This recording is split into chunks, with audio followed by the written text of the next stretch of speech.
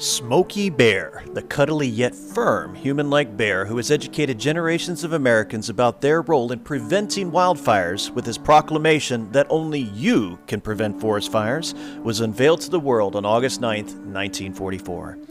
Jointly administered by the Ad Council, the USDA Forest Service, and the National Association of State Foresters, the Smokey Bear we all know and love wasn't the first choice to be the fire prevention spokesperson. In fact, Bambi, the great prince of the forest, from the Disney film released in 1942, was first tried as the fire prevention spokesperson. Bambi was only loaned to the government for a year, so a new symbol was needed. After much discussion, artist Albert Stale developed a bear character that became Smokey. Stale was primarily a dog artist, and the original Smokey had a soft, flowing coat like a collie. When Rudy Windland took over the campaign a few years later, he refined the Smokey look to what we most recognize today. In 1947, the Wartime Advertising Council, now known as the Ad Council, coined the slogan that was associated with Smokey Bear for more than 5 decades. Remember, only you can prevent forest fires.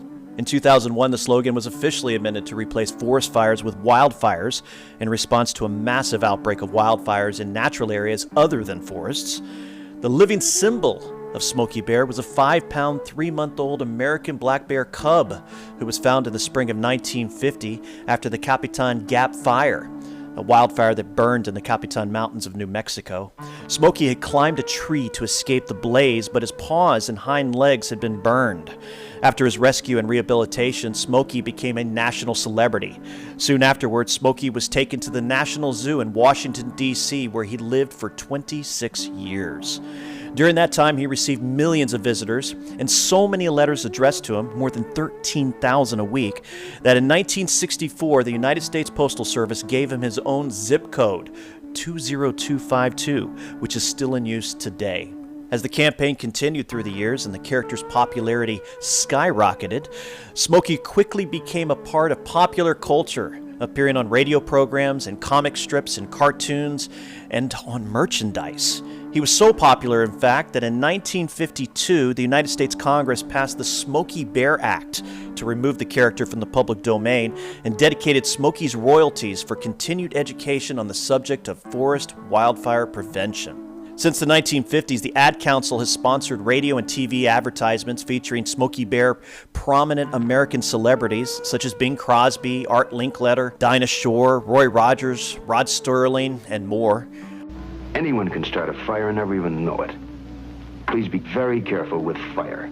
Please. Only you can prevent forest fires. So the next time you're in the Over the decades, commercials and advertisements featuring celebrities of the moment with Smokey have come and gone, yet Smokey Bear continues. You knew it was me. Would you have listened? At 75 years old in 2019, the Smokey Bear Wildfire Prevention Campaign is the longest-running public service advertising campaign in U.S. history and will likely continue to educate and entertain generations to come.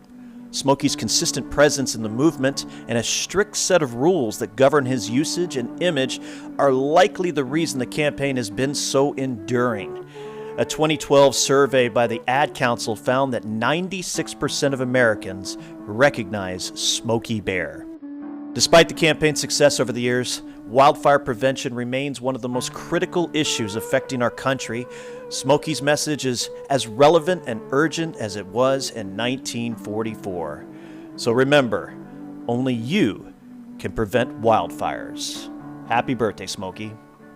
Remember, only you can prevent forest fires.